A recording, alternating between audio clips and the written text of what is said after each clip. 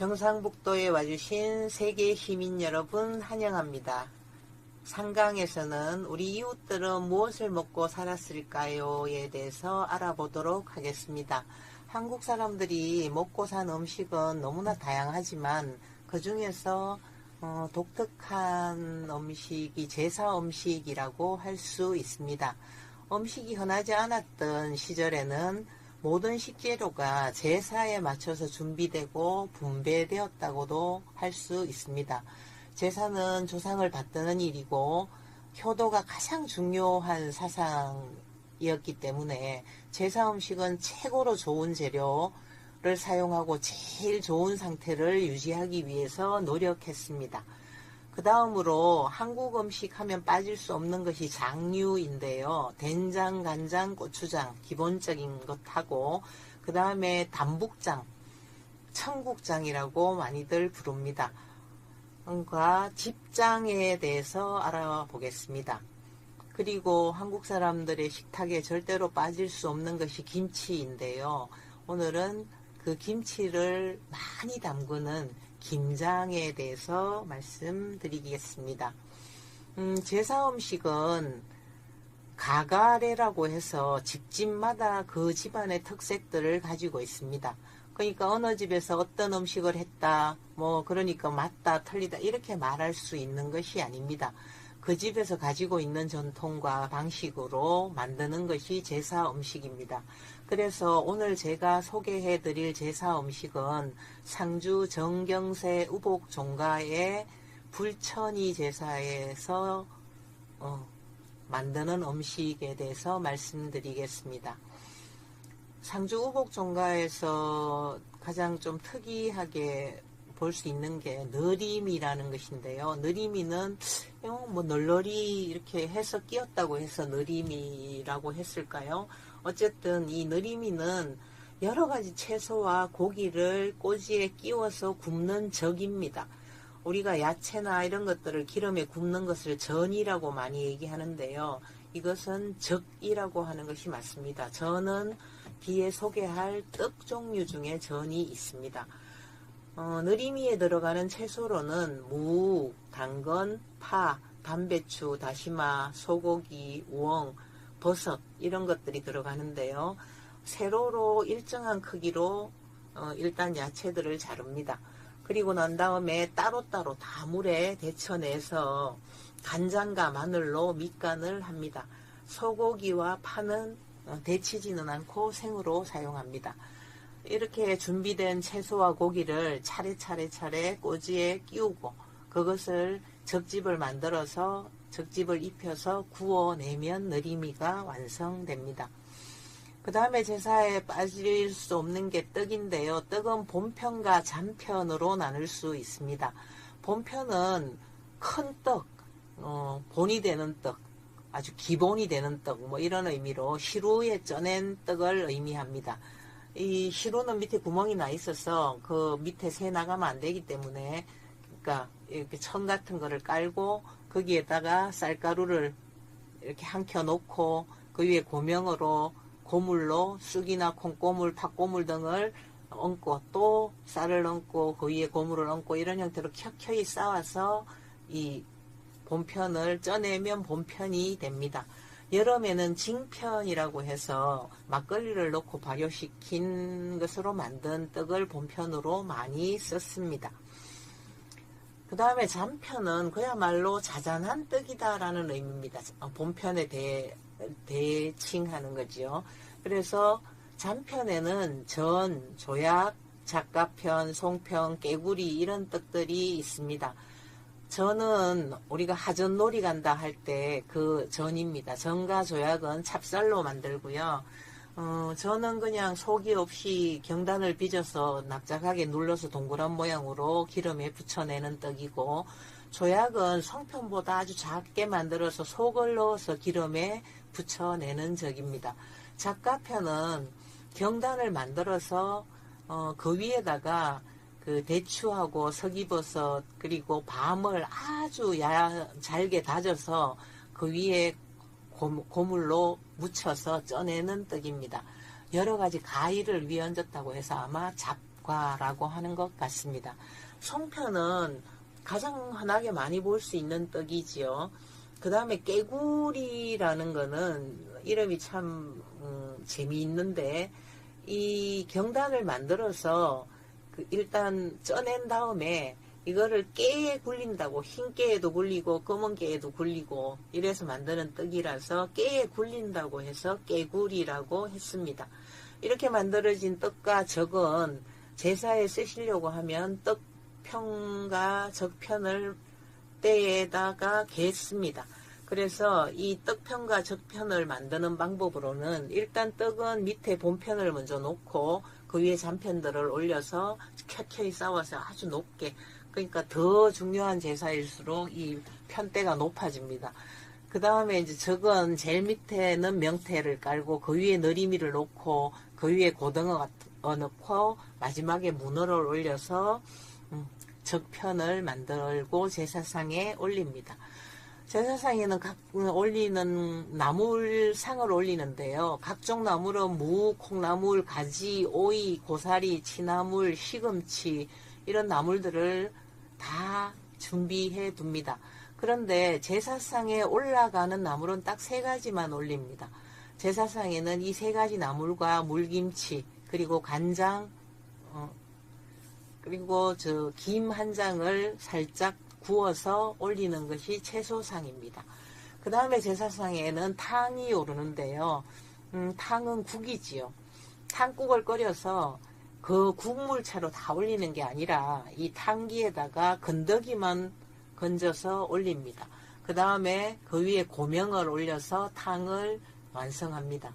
고명으로는 너리미, 돼지고기, 문어, 소고기, 다시마, 계란, 적, 여기서 적이라는 것은 명태적을 얘기하는데요. 그런 것들을 올려서 제사에 쓰시게 됩니다. 이 탕은 나물은 3가지만 올리지만 탕은 제사에 따라서 개수가 달라집니다. 보통 벼슬하지 않은 조상의 기제사에는 3탕을 쓰십니다. 그 다음에 향사에는 5탕을 쓰시고 불천이 제사에는 7탕을 쓰십니다. 이 탕 사진은 7탕에 쓰신 사진입니다. 그 다음에 임금의 제사에는 9탕을 쓰셨고요. 황제 제사에는 12탕을 썼다고 합니다. 제사 음식을 알아봤고요. 지금 장류에 대해서 알아보도록 하겠습니다. 장은 일단 기본이 되는 된장, 간장, 고추장이 있습니다. 그 다음에 담북장과 집장에 대해서 말씀드리겠습니다. 된장하고 간장은 한 몸입니다. 된장, 물을 걸러낸 게 간장이고 그 남아있는 찌꺼기가 된장입니다. 저는 이것을 몰라서 중학교 때 처음으로 된장을 끓이면서 간장을 너무 듬뿍 넣어서 할머니한테 엄청 야단을 맞았던 기억이 있습니다. 된장과 간장을 만들기 위해서는 일단 메주부터 만들어야 되거든요. 메주는 콩으로 만듭니다. 그럼 우리나라 사람들은 언제부터 메주를 만들었을까, 장을 담갔을까 찾아보니까 기록으로 남아있는 것은 없었습니다. 하지만 선사시대, 역사 이전의 시대를 선사시대라고 하거든요. 그러니까 책으로 기록되기 이전의 시대에 부여에서 콩이 재배됐다는 흔적들이 발견됐기 때문에 아마 그때부터 장을 담갔던 것으로 보고 있습니다. 메주를 담기 위해서는 콩을 일단 푹 삶아야 됩니다. 가마솥에다 콩을 넣고 8시간 이상 불 조절을 해가면서 푹 삶아냅니다. 그 다음에 이 메주를 담기 전에 장가르기를 먼저 해야 되는데요. 보통 집에서는 메주를 담고 3개월이 되면 이 장가르기를 하는 집도 많이 있는데 저희 집은 1년 만에 장을 가르고 장 가르고 난 다음에 바로 메주를 다시 담습니다. 그래서 장가르기를 하려면 메주 독을 열고 거기다가 용수통을 넣습니다. 용수통은 구멍이 나 있는 통발 같은 것인데요. 이거를 왜 용수통이라고 하는가 하면 전설의 동물인 용이 먹는 물이 간장이었다고 해서 용수통이라고 합니다. 그래서 이 간장을 떠내고 남아있는 그 된장을 꺼내서 다 어깨에서 일일이 어깨에서 다시 그 단지에 담아두고 꺼내서 끓여 먹습니다. 그러면 이 메주를 써서 발효를 한 40일 정도 시켜야 다시 장을 담을 수 있는데요. 이 옛날에는 식구들이 많았기 때문에 쓴 메주를 따로 방에 메주방이라고 해서 발효를 시킬 수가 없었습니다. 그래서 식구들이 자는 그 벽면에다가 못을 치고 메주를 달아서 그렇게 발효를 시켰습니다. 지금은 뭐 식구가 많지 않기 때문에 따로 메주방을 두어서 저렇게 발효를 시킵니다. 그래서 장가르기가 끝나고 나면 저 다 발효된 메주를 이렇게 씻어서 단지에 차곡차곡 담고 소금물을 부어서 장을 담급니다. 그 다음에 고추장도 집집마다 넣는 것과 담는 방식들이 많이 차이가 나는데요. 저희 집에서는 쌀로 조청을 만들어서 고추장을 담습니다. 고춧가루가 임진왜란 때 일본을 통해서 들어왔다고 합니다. 그래서 아마 고추장은 그 이후부터 담그기 시작했다고 보고 있습니다. 조청을 일단 달여야 되는데요. 우리가 떡을 찍어 먹는 그 조청은 점도가 꿀 같잖아요. 그거는 아주 오래오래 이렇게 끓여서 뭉근하게 만든 것이고요. 이 고추장을 할 때 쓰는 조청은 이 메주가루나 고춧가루가 좀 잘 풀어져야 되기 때문에 그보다 훨씬 더 묽게 끓입니다. 일단 쌀을 저 가마솥에 넣고 끓이면서 엿기름을 자꾸 이렇게 뿌려주면서 쌀이 잘 삭도록 해야 합니다. 이 쌀이 잘 삭아서 거의 쌀알이 보이지 않을 때가 되면 자루에다 넣고 저 물을 건더기를 걸러내고 물만 다시 솥에다 해 넣고 끓여야 조청이 됩니다.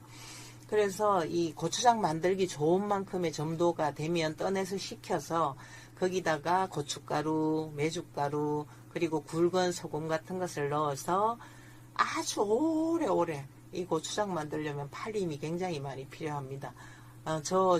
저어주면서 다 완성이 되면 단지에 담아두고 먹으면 됩니다.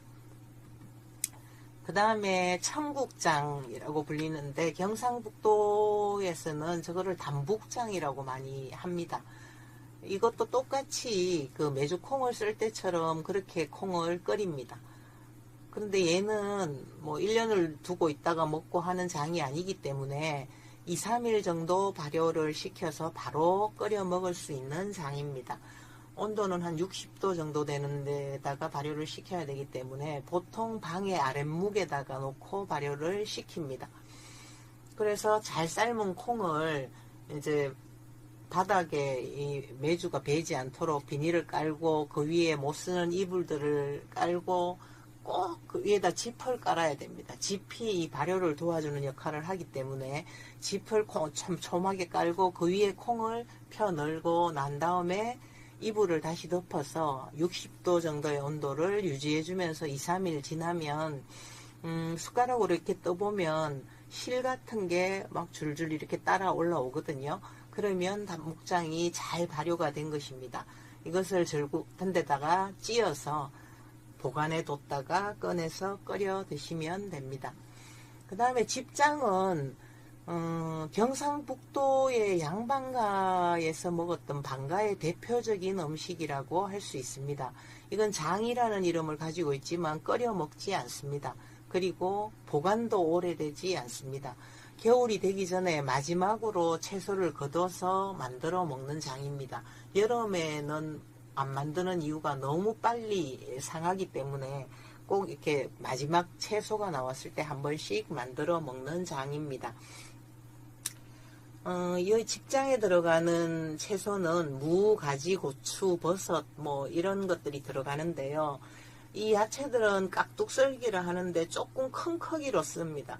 이거를 소금에 절이면 줄어들고 또 이렇게 발효가 되면서 또 쪼그라들기 때문에 조금 큰 형태로 깍둑썰기를 해서 채소는 일단 소금에 절여두고 그 다음에 찰밥을 해서 이거를 메주가루하고 엿기름하고 섞어서 둡니다. 그래서 이제 좀 절여진 이 야채에다가 이 찰밥을 같이 넣고 두면 집장이 완성이 되는데요. 지금은 조리 도구들이 많고 전기를 쓸 수 있어서 이 발효시키는 게 아주 간편하지만 예전에는 발효하는 것이 그렇게 쉽지가 않았습니다. 그래서 이거를 그럼더미, 두엄더미에 넣고 삭혔거든요. 두엄더미는 집집마다 그럼으로 쓰기 위해서 그 음식 물쓰레기라든지 그리고 오물 등을 같이 모아서 이렇게 산더미처럼 마당 한켠에 쌓아뒀던 곳입니다.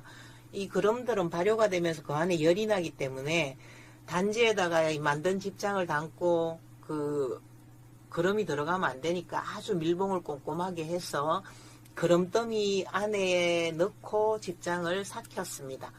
근데 지금은 이제 전기밥솥에다가 집장을 삭히시면 됩니다. 압력밥솥은 안 됩니다. 전기밥솥에 보온 상태에다 두고 하룻밤 정도 이렇게 집어가면서 두면 잘 삭아서 먹을 수 있게 됩니다. 그 다음으로 한국 사람의 밥상에 뭐 어떤 종류의 김치든 김치가 빠지는 경우는 거의 없다고 봐도 될 텐데요. 물론 지금 젊은 애들은 어떤지 조금 덜 할 수도 있습니다. 어쨌든 이 김치를 한꺼번에 만들어 두고 먹기 위해서 하던 것이 김장입니다. 김장도 찬바람이 불기 시작하면 집집마다 이렇게 날을 정해서 하는데요. 채소를 보관할 수가 없었기 때문에 이 염장을 해서 오랫동안 보관할 수 있는 방법으로 만들어야 했습니다. 그래서 김장 문화가 발전했습니다. 일단 가장 기본이 되는 배추김치에 대해서 알아보도록 하겠습니다. 배추김치는 일단 배추를 절여야 되겠죠. 배추를 절이려면 작은 거는 반등분, 큰 거는 4등분 정도 해서 소금물을 만들어서 거기다 배추를 적셔서 큰 통에다 켜켜이 이렇게 담습니다. 이 담아가면서 또 소금을 뿌려줘야 됩니다. 소금을 뿌리면서 담아두고 하룻밤에 한 서너 번 이거를 아래가 위로 가고 위가 아래로 가도록 뒤집어 주면서 절여야 합니다. 그래야 골고루 잘 절여집니다. 배추가 잘 절여졌으면 씻어야 되는데요. 두세 번 아주 깨끗한 물에 이렇게 늘어 씻어서 건져냅니다. 이것도 너무 막 깨끗하게 한다고 많이 씻으면 이 절인 소금기가 다 빠지기 때문에 배추가 싱거워질 수 있습니다. 적당하게 씻어서 물이 빠지는 통에다 놓고 이것도 하룻밤 정도 재워서 물이 싹 빠지도록 해줍니다. 그리고 이제 배추를 버무리는데요. 요즘은 뭐 김장용 비닐 이런 것들이 너무 많이 잘 나와서 거기다 놓고 버무리면 됩니다. 그래서 물이 배지 않도록 비닐 같은 거를 깔고 속을 넣습니다. 이 김치 속도 집집마다 다 넣는 게 다르기 때문에 다 같이 김장을 만들었다고 하지만 집집마다 맛은 다 다르다고 할 수 있겠습니다. 저희 집에서 하는 조금 특별한 김치는 조기와 갈치를 넣은 김치를 말씀드릴 수 있는데요. 조기와 갈치는 생으로 사용하고 좀 얇게 잘라서 김장서와 같이 넣습니다. 이 김치는 가장 나중에 모든 김치를 먹고 난 다음에 먹습니다. 조기나 갈치를 생으로 들어갔기 때문에 이게 삭을 때까지 기다렸다가 먹어야 합니다. 굴김치는 너무 빨리 삭기 때문에 김장하는 날 그리고 그 다음날 정도 먹을 수 있는 김치였습니다. 그래서 굴김치는 김장하는 날 속에다 넣어서 보쌈하고 같이 먹는 것이 거의 정석처럼 여겨지고 있습니다. 요즘은 김치 냉장고가 있어서 다 거기다가 김장을 해서 보관을 하지만 옛날에는 그렇게 없었기 때문에 김치를 땅을 파고 김치독을 묻었습니다. 그리고 그 위에 움막을 씌워서 김장집을 만들었습니다. 그래서 그 안에다가 김치를 보관하고 옆에 굴 같은 거를 파서 무나 배추, 감자, 고구마 겨울 동안 먹을 수 있는 것도 함께 보관을 했습니다. 오늘도 한국인이 무엇을 먹고 살았을까요에 대해서 함께 이야기해 보았습니다. 경상북도에 와주신 세계 시민 여러분 감사합니다.